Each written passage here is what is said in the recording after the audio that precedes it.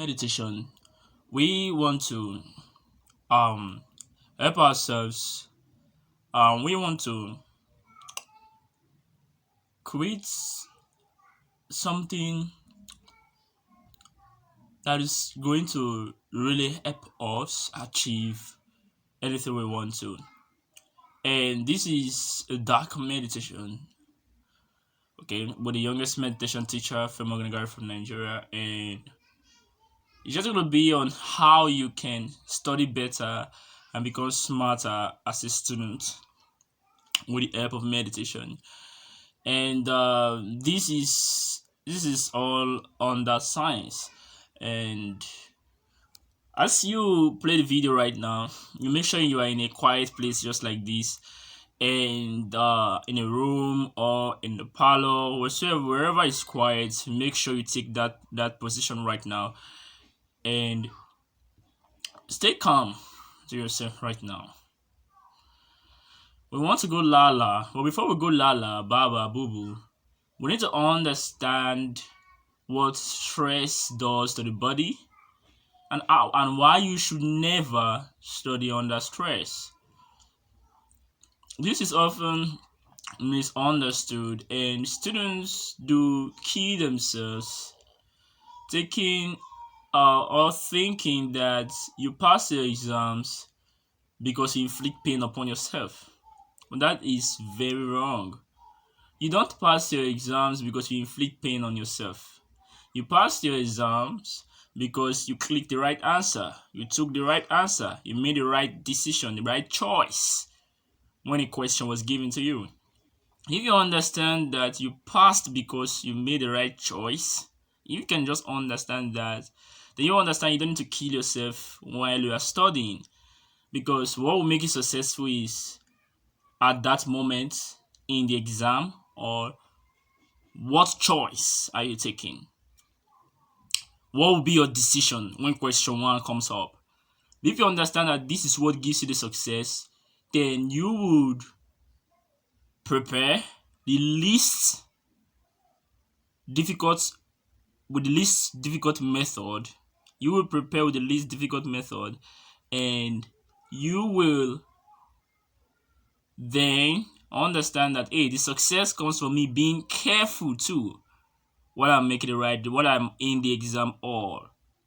Okay, at that moment, what gives you the success is whether or not you're careful is a huge factor. So it's not because you inflict pain on yourself that makes you a successful student or that gives you the win after an exam. Students need to understand this. So instead of them actually doing the right thing when an exam is coming, students just inflict pain on themselves. They take sleep away from themselves. Or because they feel that by doing that, then they would pass the exams. Or at least if they failed, then people won't, they wouldn't be blamed for it. On this meditation, we have to understand how to study, what stress does to the body. The reason most students read and don't know what they read after some time is tied to stress. Stress is a chemical, cortisol. It causes the blood vessels to squeeze. And if stress chemical is released in your body, according to neuroscience, the immune system shuts down. Surgeons know this very well. If they want to transplant an organ, okay, from a donor to a recipient, and the recipient is someone who receives the organ, the donor is someone who gives the organ. So if they want to transplant an organ from a donor to a recipient, here's how they do it. If the recipient's body is actually rejecting the organ, what they do is they inject the recipient with stress chemical, which is cortisol. They do this. Why do they do this? They do this so that the immune system of the recipient would shut down. And when this happens, the recipient wouldn't be able to reject the organ anymore. This is something they use in science to treat lives and to help our world. Is this thing having negative effects in our lives? We don't know. because according to neuroscience, the mind is the brain at work. And whatever you do in your mind right now, it affects your brain. It's an extension of your brain. And through our thoughts, we can trigger the release of emotions, the release of feelings. Feelings is a chemical. We can trigger the release of chemicals in our body through our thoughts, by our thought alone. So this is true in neuroscience and in real life, testable thing. You can do the test. Think about something that makes you angry and see if you will not feel angry. That tells you a chemical has been released. This is something we know in neuroscience, and we also know that feeling is the end product of past experiences. Of course, is an emotion. Okay, emotion is the end product of a past experience. How you think and feel creates a state of being for you. How you think and how you feel is what determines whether or not you're happy, sad, etc. The more altered you feel inside you, the more your brain pays attention to whatsoever caused that event. An event has to do with an experience and your reaction to that experience. The end product of everything, including the events, the you in the situation and the experience, how you respond, the end product. Did you feel down? The end product is an emotion. So emotion has to do with probably chemical being released and also a mental interpretation of whatsoever happened that creates an emotion. So if an emotion can be felt because it has to do with feeling too. It has to do with chemical too. So when you recall an event, sometimes you recall the emotion, and you sometimes begin to feel like that old experience. You got to feel as if that old thing is happening to you right now. This is all the mind stuff. It is not real. So students always remind themselves of who they were 15 years ago, incapable of many things. And because they do that all the time, the emotions they felt back then, they usually feel it again. And when you feel something, it's as if that is your reality at that point. And you can't act greater than how you feel. So feeling has now become your means of thinking. So if you keep recalling that event, you start to think under the direction of the feeling of that event. And if you do this, you find yourself living in the past. And if you live in the past, I'm sorry, you can never be successful as a student. Because for you to be successful, you must break loose. You must be free. You must free yourself and learn the rules of studying effectively. I want to go lala, I want to go baba. Stress chemical has been released. With your thoughts, you can trigger the release of the stress chemical, stress hormone. You can trigger the release by your thought. So if you want to study, the best way to do so is to have a happy feeling when you're studying. You have to make yourself as happy as possible. Make yourself happy and go to your books on the table, then you can read. Make sure there's nothing trying to drag your attention, nothing fighting for your attention. Make sure you are happy. If you can just do this two simple thing, anything you read should stick to your memory. But students study being sad, thinking that their minds are divided, attention caught. And you expect to know what you read. It doesn't work that way. Your body needs to feel safe for you to assimilate. Stress is a chemical. When it's released in your body, your immune system shuts down. If your immune system shuts down, then how will it consolidate?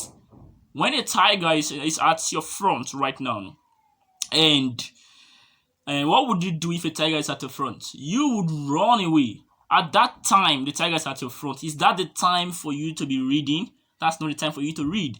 That's not the time for you to know chemistry. That's the time for you to run for your life. So stress is for the escape of danger and not for reading. So by the time you turn on the release of stress chemical in your body and you're reading, you're doing something abnormal.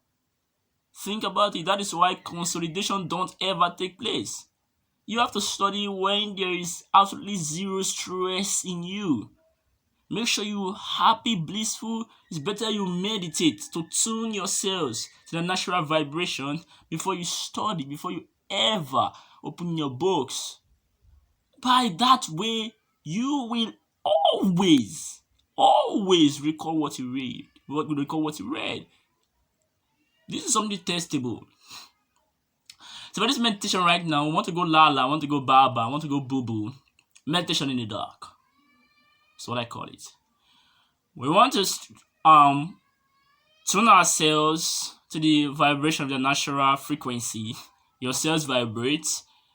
They have a natural frequency, and frequency carry information.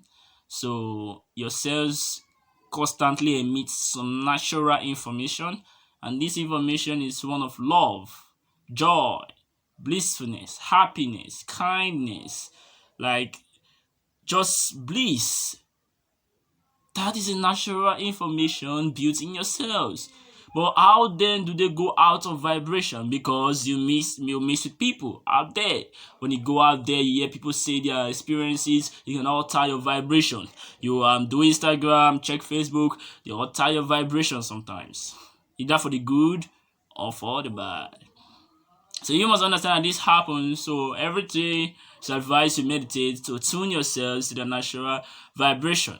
When this happens, there's zero stress in you. When it's after this, you can study. So once you go la la ba ba boo boo right now, you calm all stress chemicals. We want to take them off our bodies. And a sign you're under stress is your brain will be energized, highly energized, and you would want to predict everything in 1 second. That is a sign that there's stress chemicals released already, and your brain is affected. At that point, it is not the time for you to read at all. La la la la. You can chant the words with us if you want to. Preferably, just keep quiet and just listen. La, watch your thoughts. La, la. We want to calm, we want to cool ourselves down. We want to take away all stress chemicals, and we want to make sure we tune ourselves to the natural vibration before we study. La, la, la, la, la, la, la. What's your thoughts? La, la, la, la, ba ba ba.